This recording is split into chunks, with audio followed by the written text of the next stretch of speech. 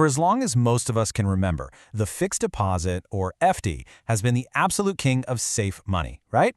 It's simple, it's reliable, it's what our parents and their parents trusted. But what if I told you that safe isn't nearly as safe as you think it is? Let's dig in. No, really. I want you to actually think about this.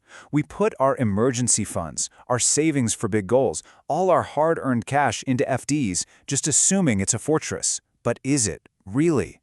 It's time we peeled back the layers and looked at what's actually going on. So check this out. Here are 5 risks that most people never even think about. First up, default risk. Yeah, your money is insured, but only up to 5 lakh rupees. If the bank goes under, anything you have over that is in real trouble. Then there's reinvestment risk. Your FD matures, you feel good, but oops, the new interest rates are way lower. So you're locking in at a worse deal. Or what if the opposite happens? Rates go up, but you're stuck earning that old lower rate. Ouch. Need your money early? Well, that's liquidity risk, and it's going to cost you a penalty. And finally, the silent killer, inflation. Seriously, after you pay taxes on the interest you earn, your money could actually be losing value every single year. You're getting poor safely. Okay, so if the one thing we thought was rock solid actually has all these cracks in it, where do we go? Is there a better, smarter way to handle the money that we absolutely cannot afford to lose, but we'd still like to see, grow? Well, the answer starts with understanding what an FD really is at its core. The word debt can sound kind of scary, right? But it's a concept you're already an expert in. Because an FD, it's just a loan. That's all it is. You are lending your money to the bank. They take your money, promise to pay you back later with some interest, and that's the whole deal. It's just a loan. And this table just lays it all out perfectly. Whether you're putting money in an FD, buying a government security, or a corporate bond, you're doing the exact same thing. You're giving someone a loan. The only thing that changes is who you're lending to, a bank, the government, or a big company. Once that clicks, this whole world of fixed income just opens right up. So what if, instead of lending all your money to just one bank, you could lend it to dozens of high-quality borrowers all at the same time? We're talking the government, top-tier companies, the whole lot. Well, that's exactly what a debt mutual fund is. It's basically a big basket full of all these different loans, all managed by experts. You get instant diversification and a whole world of opportunities beyond just your local bank branch. Now, you're probably thinking, okay, this sounds cool, but also really complicated. There are a million different funds out there. And you're right, there are. But there is a beautifully simple way to cut through all the noise. All you have to do is answer one question. When do you need this money back? Let me show you how this works. All right, so if you need your money pretty soon, like any time in the next year, you're in bucket number 1. This is the spot for your emergency fund, or maybe for that vacation you're planning for next summer. Here, you'd look at things like liquid funds or money market funds. They invest in super short-term loans, sometimes just for a day, and that's what keeps them really stable and, well, liquid, easy to get your money out. Now for goals that are a little further out, let's say 1 to 3 years away, things saving up for a down payment on a car or maybe for a wedding, that's bucket number 2. Here, you can check out short-duration funds or corporate bond funds.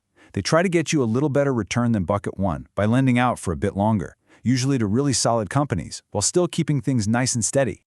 And for the long haul, anything more than 3 years away, welcome to bucket 3. This is where debt funds can really become a powerful partner to your stock portfolio for building wealth.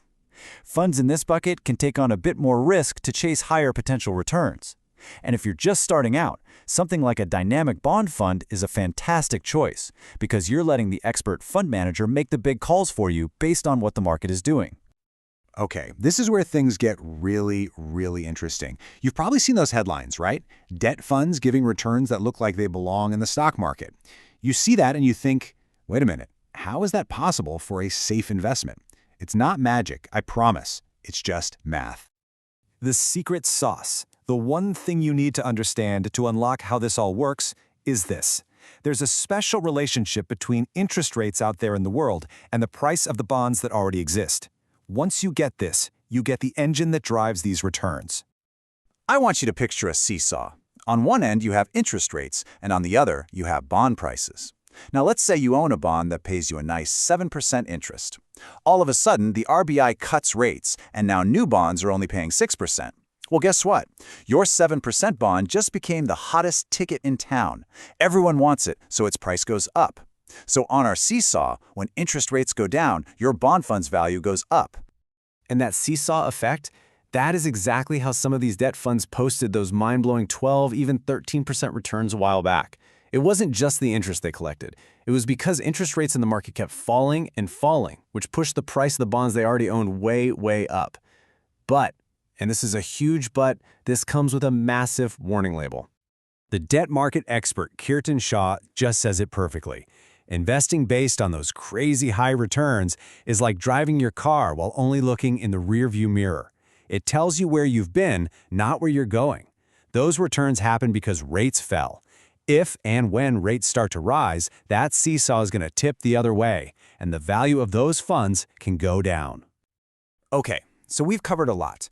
The hidden risks in your FD, the bucket strategy, this wild interest rate seesaw. How do we put all this together and actually start doing something smartly?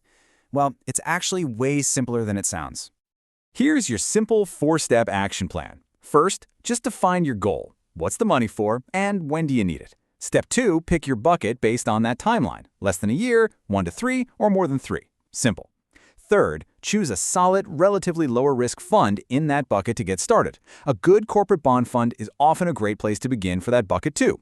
And finally, number 4, stay informed. Remember the seesaw? Don't just pick the fund that did great last year. Try to understand why it did great. So I'm going to leave you with this one last question to think about. Your fixed deposit feels safe. Sure. But is it actually working for you? Is it really protecting your money from inflation? Is it helping you get closer to your goals? Or is it just sitting there, slowly losing its power? Maybe it's time to ask a little bit more from your safe money.